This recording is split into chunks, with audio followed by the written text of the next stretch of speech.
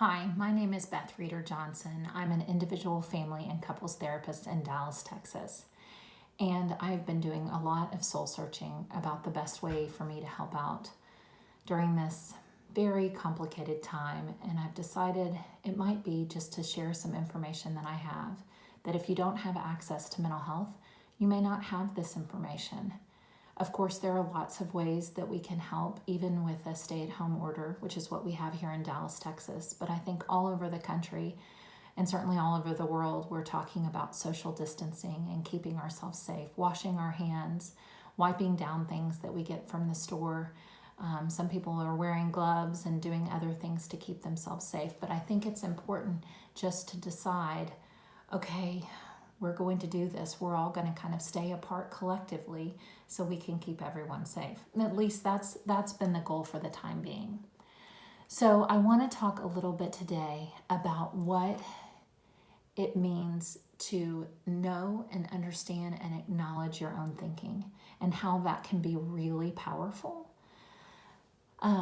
First, I just want to give you a little side also. Several of my clients have told me that for the first time in a long time, they feel like everyone gets it. People really understand what it's like to have anxiety or depression, kind of a sense of gloom, feeling like things may not be okay, having a sense of panic, a sense of a pit in your stomach, feeling maybe sad and down, and you're not exactly sure why, having a sense of restlessness, overeating, oversleeping, undereating, undersleeping. Anyway, if you do suffer from mental health issues, I think that we can safely say during this time of global pandemic that people are also experiencing those symptoms. And hopefully we can all just take a minute to say we get it, we empathize. I can't imagine having to live this way all the time. And we're with you and we understand. So what I want to talk a little bit about today is some parts of cognitive behavioral therapy that I do with my clients in my office. First of all, your thoughts impact your feelings, impact your behavior. And the thoughts that we have in our head are simply the story we tell ourselves. And the reason that's important to say is because our story can absolutely not be true, first thing.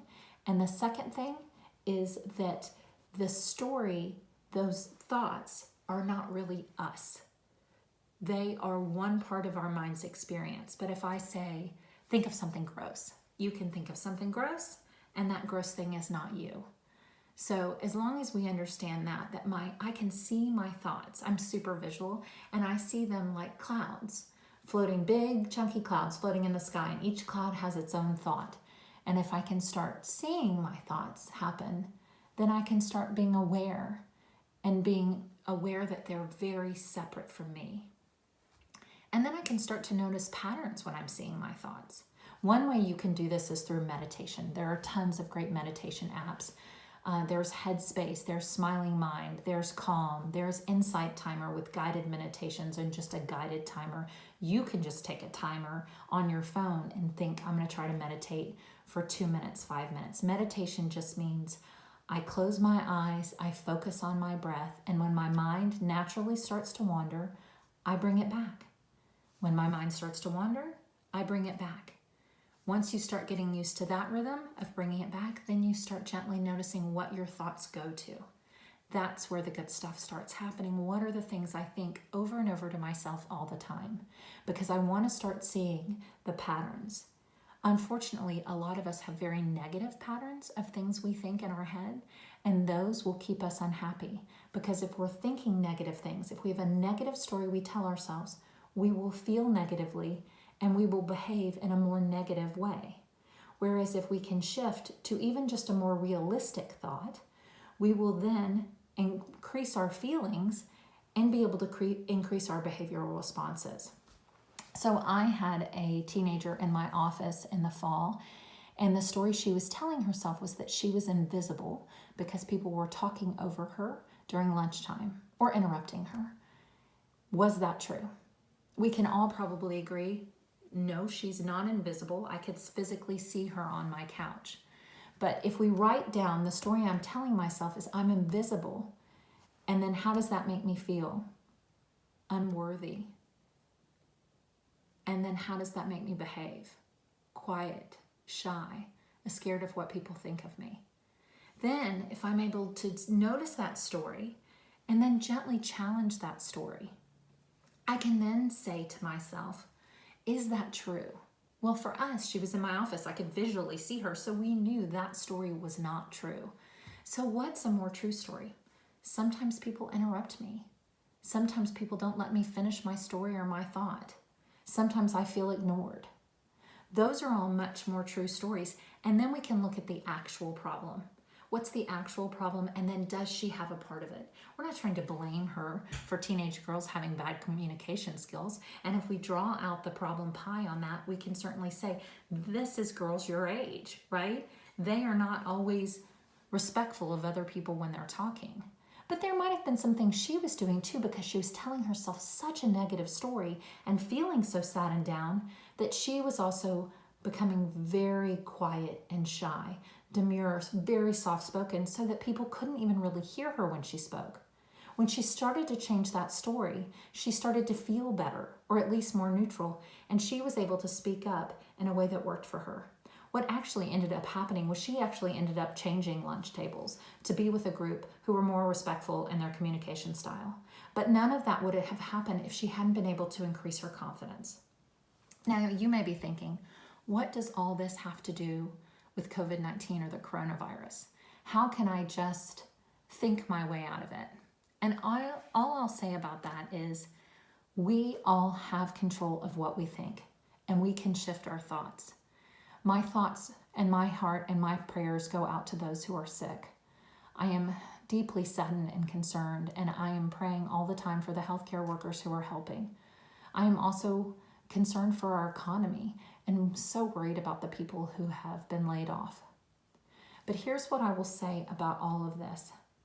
I can think doom and gloom and the worst every single day by leaving the news on all the time and only getting negative messages in. Or I can find out what's happening in the world and still be thinking and praying for those people while still be trying to have some positive and some joyful experiences in my own life in the day-to-day. We're only given a set number of days on the planet, and I don't think any of us know exactly how many days we're going to get. So I just hope that you can find joy in each day. And unfortunately, one of the things that robs us of our joy isn't what's going on in the world outside. What robs us of our joy is the story we're telling ourselves. And usually, it's not even the story we're telling ourselves about the economy or the coronavirus. Normally, it's the negative story we say to ourselves. And sometimes those stories started when we were children. Somebody told us sometime that we were stupid, or we were not enough, or that we never win, or whatever that story was. And I'm just asking you, if you start to meditate, you can gently notice that story. Again, the neuroscientists took over meditation from the Buddhists and from others, and they call that part of us that can see our thoughts, that deeper part of us, the observer part of our brain. Those of us who are religious may call it our divine being or our soul, something that's connected to something greater than ourselves. But there's something in us that's beyond the chatter, that's beyond what people call the monkey brain or the worrier or the gremlin who just won't stop talking at you. So we have to be able to get away from that and give ourselves some peace sometime. And that's a really nice way to cope in this very strange time in our history, is to find time and ways to meditate, to write down our worries. Our thoughts affect our feelings, affect our behavior. Write down your thoughts. And can you gently challenge them? And can you be sure that you're seeing clearly? Also, I would just say, if you've thought a thought 10 times, 100 times, 100,000 times, it's like a highway in your brain. Because where we fire, meaning where we think, we wire. Where we fire, we wire. So if you're thinking a thought over and over again, like I'm not enough, then that becomes pretty solidified in your brain. So if you want to think something different, it's going to feel hard at first because you've thought it over and over again. So it's like the freeway in your brain, and you're going to have to try to carve out a new alleyway of something positive. So maybe you come up with 5 positive mantras you say to yourself every morning. I'm enough. I'm loving spending this time with my family. I'm a wonderful work in progress. I'm going to take joy in the progress I make in organizing my home. I love making to-do lists and checking them off. I'm not going to guilt myself about free time. I am at peace. I am worthy, as Brene Brown says, of loving and belonging. Oh, or she says, of love and belonging. I want you to be able to move through this time knowing that you can shift your attention. You can turn off the TV. You don't have to have Fox News or CNN or any of it on all the time. You can get updates and be connected to what's happening in the world outside and be trying to find inner peace for yourself. That can be that middle ground path for you. And I wish that for you in this time. I'm going to put out a few of these. I hope they're helpful. If there's anything I can do for you specifically, you can leave comments. I'm happy to help. I just wish you all the best. I'm thinking and praying for our whole world. Thank you.